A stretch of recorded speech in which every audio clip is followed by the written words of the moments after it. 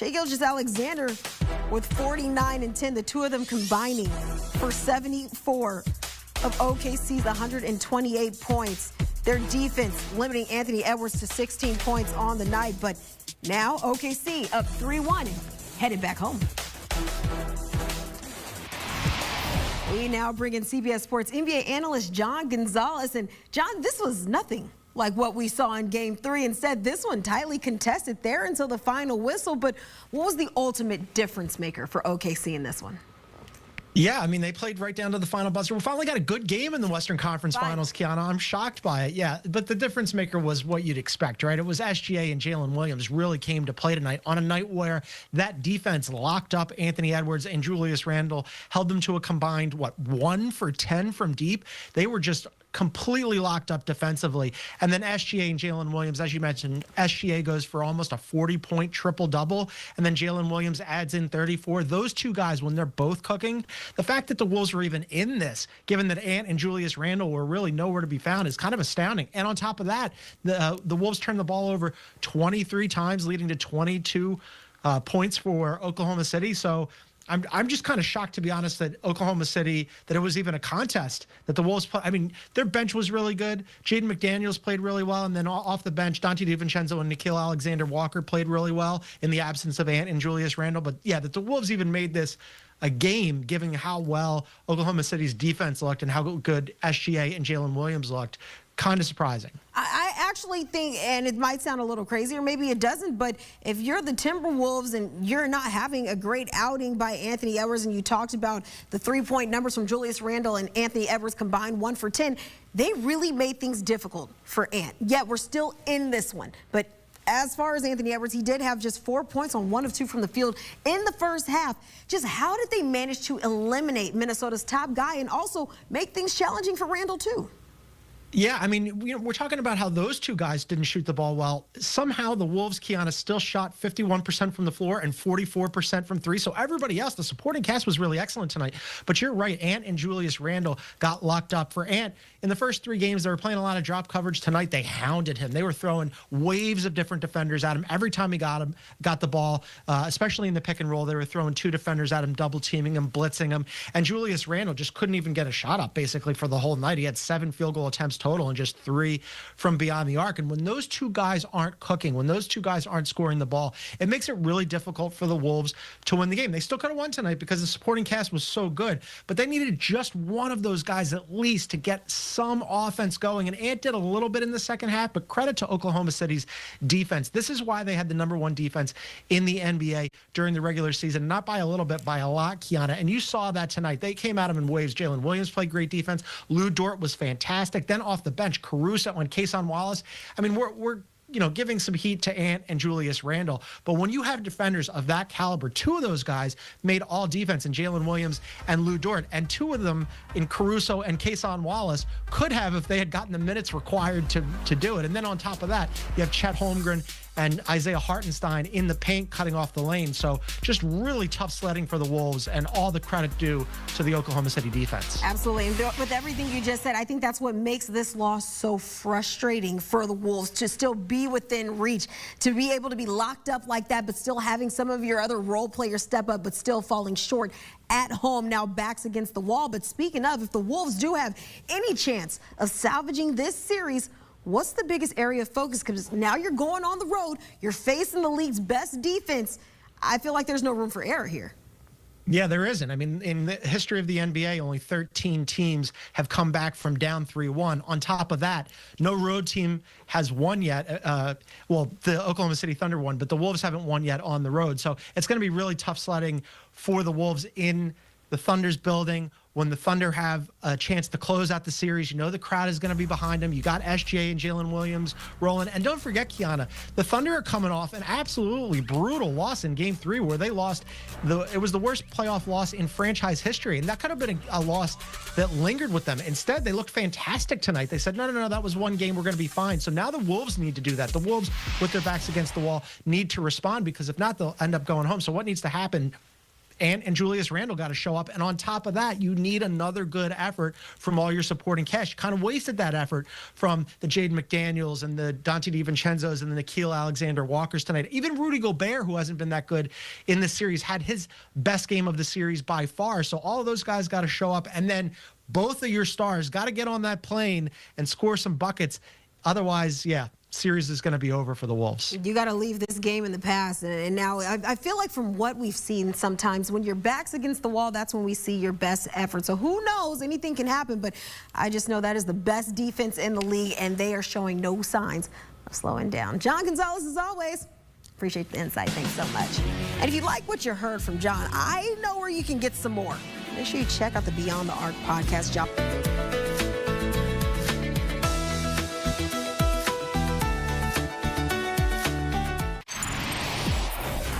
Well, they say pressure builds diamonds. Well, it also built a dominating performance. We saw it with the Timberwolves entering Game 3 down 0-2. Minnesota dropped a playoff team record 143 points against the best defense in the league. No player from the Thunder scored more than 15 points. That also includes Shai Gilgeous-Alexander, who was held to a season-low 14 points.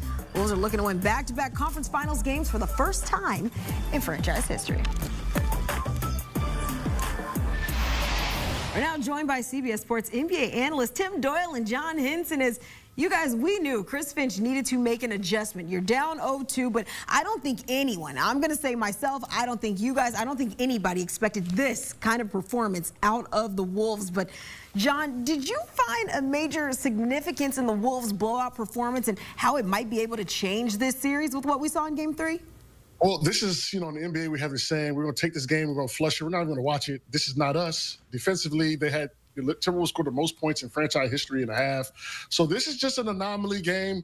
It's basketball. That's what happens. Sometimes you don't play as well. That's why it's a 7-game series. But OKC has to understand this, digest this, and come back kind of with the vengeance and understand that you didn't get here by offense. You got here by defense, the best in the NBA.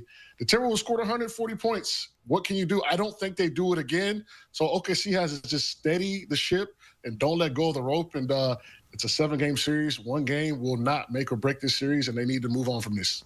Yeah, but they needed a performance like that, didn't they? Like, they kind of got their doors blown off, and OKC, they got embarrassed, and they came home and they did the embarrassing. Now, if you're an OKC fan, and I am, because I picked them to win the West, I picked them to win the NBA championship.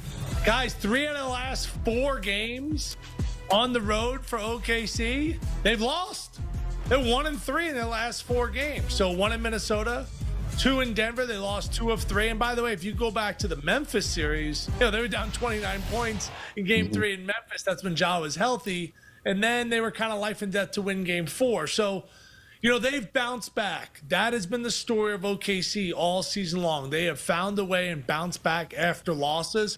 But if you're in Minnesota in the locker room before Game 4, you got to be feeling pretty good. All right. Well, I'm not sure if also anyone saw the big boost from their bench coming. I'm looking at Terrence Shannon coming into Game 3 either. So, John, does he do it again? Or are you eyeing someone else from Minnesota that maybe have a good night? Give me your best player prop for the Wolves for tonight's game.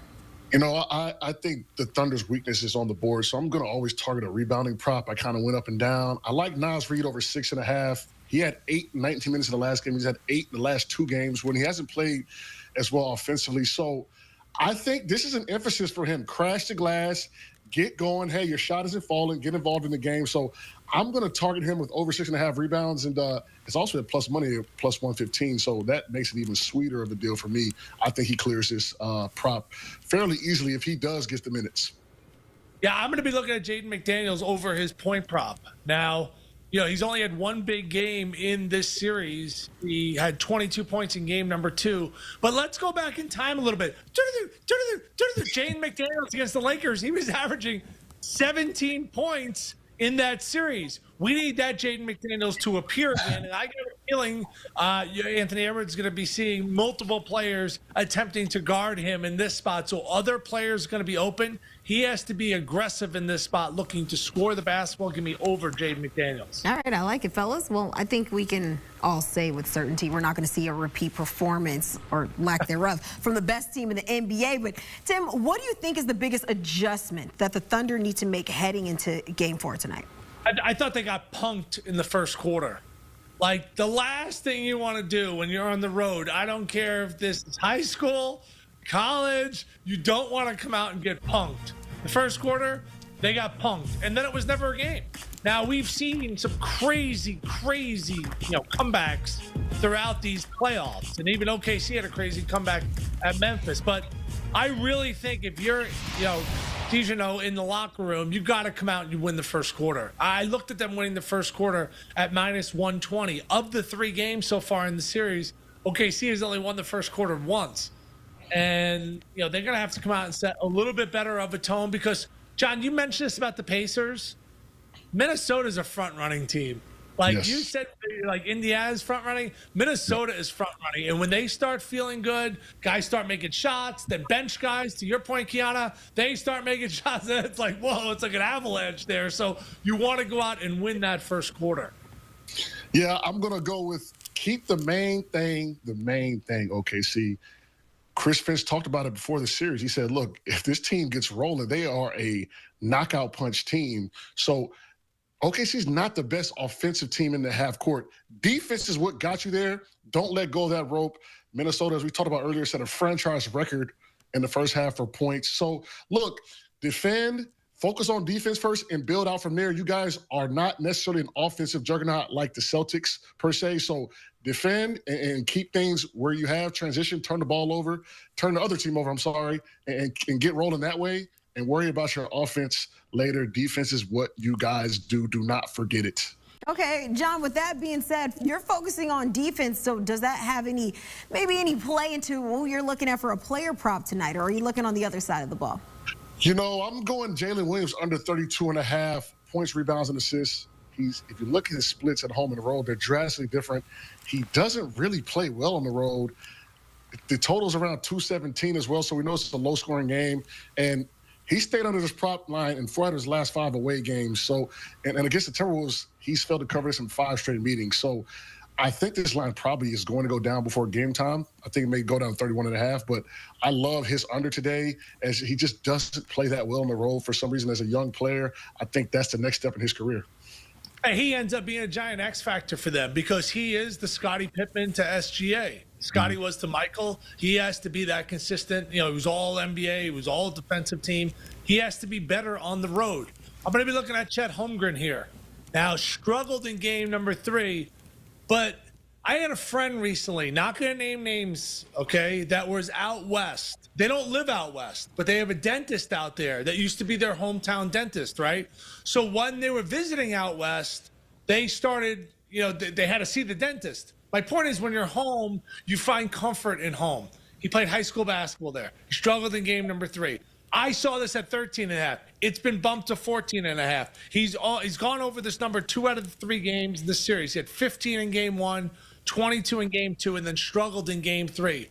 So, Kiana, your teeth look amazing. Great job seeing your dentist out west. They did a fantastic job, okay? And Chet, big performance tonight, over 14.5. What can I say? I like good quality service and care. So like you said, there's comfortability at home. But all right, guys, we dissected this matchup from all angles. So now, time to make a pick. John, Thunder, favored at home by 3, total 219. What's your play heading into tonight?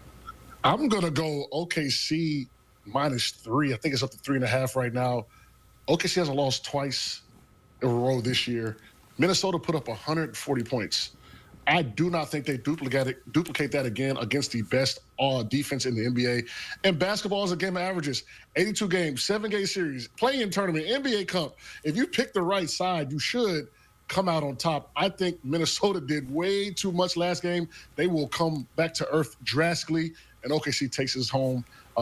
Me and Tim love OKC in general, so I think this is a 3-1 series going back to OKC.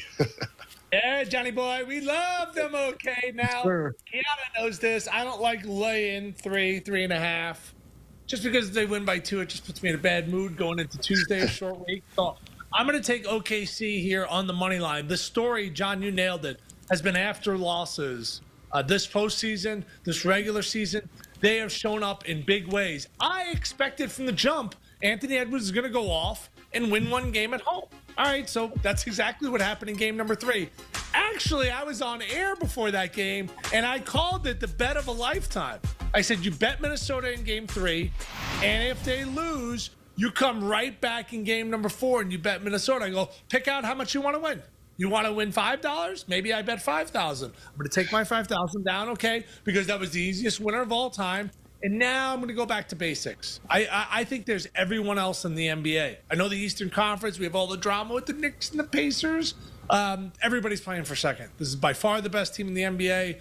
They played awful in game 3. Minnesota played great. Like John says, you throw the game out, and now you lock in defensively. I think Anthony Edwards is going to have a tough time getting buckets in this game, and OKC wins this game comfortably. All right, both of the fellas expecting a bounce back for the Thunder. Just how big will it be? That's still yet to be seen. But as always, John and Timmy, fellas, appreciate you guys stopping by. Thanks so much.